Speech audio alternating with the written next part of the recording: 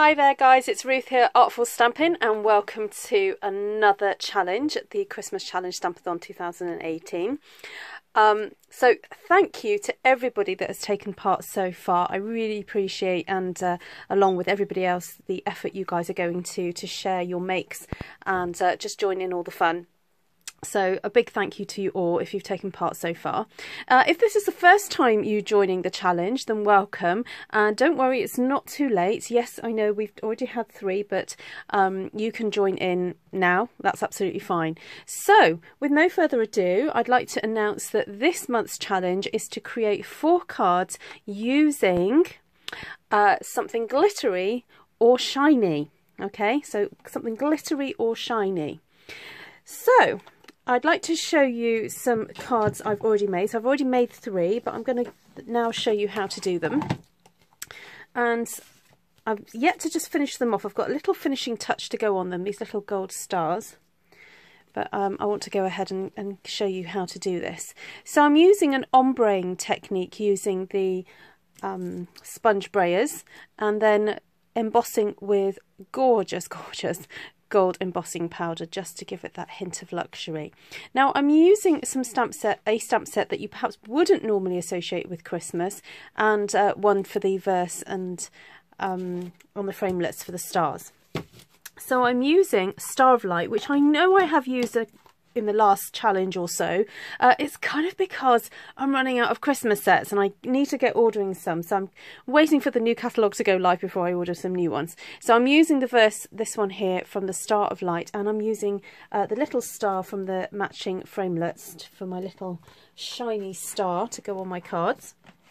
And then the waterfront stamp set. Now, as I said, you might not normally kind of look at that and think Christmas, but these trees here are just lovely, and who can resist this to create some really pretty twinkling stars in the night sky? So let's get started. Now, I am excited to be using today a couple of new colours. These are new to me, new to Stampin' Up, and they're going to be available from June onwards. So if you're going to do some brayering, I do recommend that you get a piece of scrap paper or grid paper, whatever you've got to hand, just to protect your work surface, because you do get quite mucky. And I like just to use an A6 piece of cardstock, so it's roughly about 10.5 centimetres by about 14.5 centimetres. If you're doing this in inches, then that's about 4 1/8 inch by 5 and something. I can't quite remember exactly. Right, so we've got here soft sea foam, which is this luscious, well, I say luscious, I call it luscious because I like it, but it's a very soft, gentle colour, and yeah, I couldn't wait to get my hands on it to have a really good play with it, because it seems to go well with all sorts of colours. But today we're kind of creating an ombre effect by just, oh dear, how did I get pink on there? Oh dear. I seem to have got a little bit of a pinky mark on there, so I'm just going to clean off my foam pad and start again, because I don't really want pink on my lovely green card. Let's start again. That's better. Okay. So just to remind you, when you ink up your brayer, always go in the same direction. It doesn't matter which one you choose. So I'm going forward the whole time, and then I'm going forward and coming back, forward and coming back, to make sure that the whole of the brayer is inked up. And then I start at the end, and then very slowly, backwards and forwards, just kind of make my way then to the other end of the cardstock. And by doing that, we end up with a more kind of intense colour where I started, and then it kind of fades off into the other end of the card there.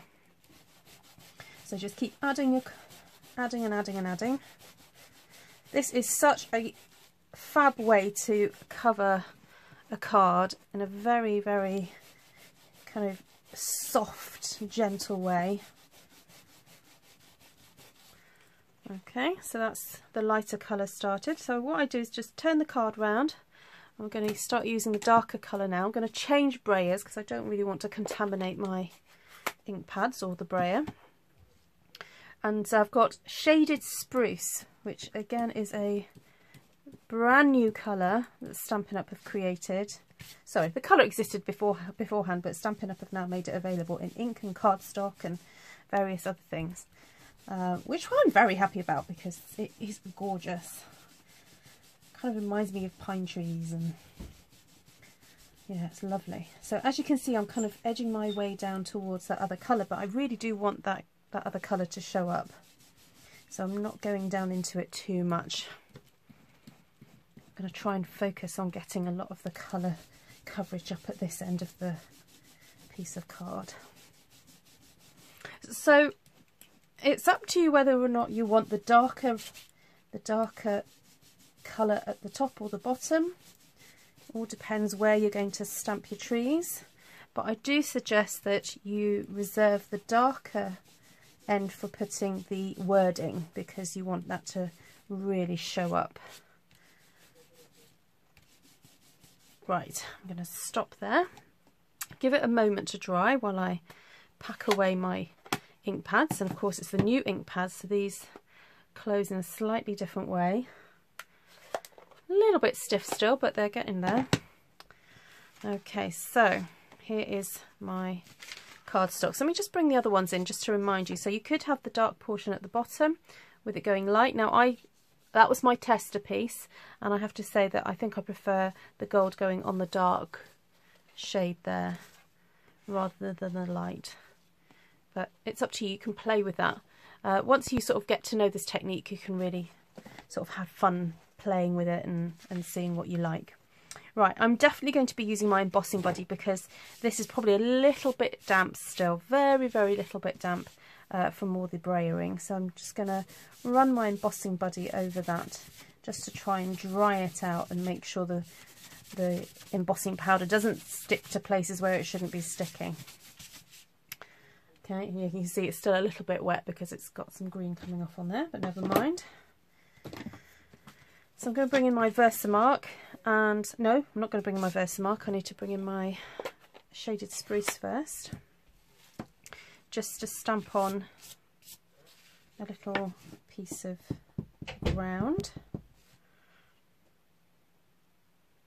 I'm going to stamp that there, and then some trees. This time I'm going to go on this side, and some in the background like that, just to double over, and then maybe some on this side as well.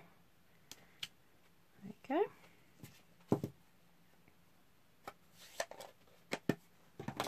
And just go over with my embossing buddy again, just to make sure that's all dried out.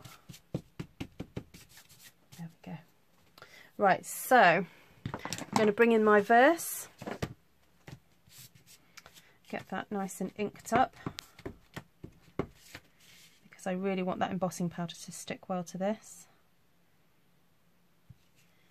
Get that stamped on, and then bring in that kind of dotty, speckly stamp to create some stars in the night sky. And I'm opting for going just along the top this time rather than having them trail around the page. And that's the great thing about this, you know, doing a few cards of using similar techniques, but you know, you can vary it each time. You don't have to kind of go for the same technique, same layout every single time. You can vary it. Just makes it a bit more interesting. Okay. I can see my embossing powder wants to stick to some of those trees, so I'm going to try and flick some of that off. And just pop some onto there. And again, it wants to stick to my trees. Come on, off you go.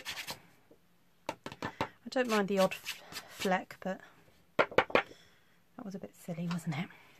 So if you're making this, kind of making a batch like this, I would suggest that you let your ink dry a little bit more before I did. Right, I'm just going to warm up my heat tool a little bit just to make it a bit easier, but if you let it warm up a bit, it stops the paper warping so much. So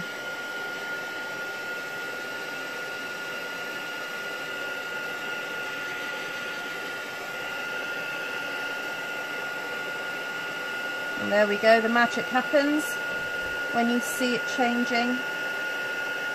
As soon as you see it change, then just move your heat tool away so that you don't overheat.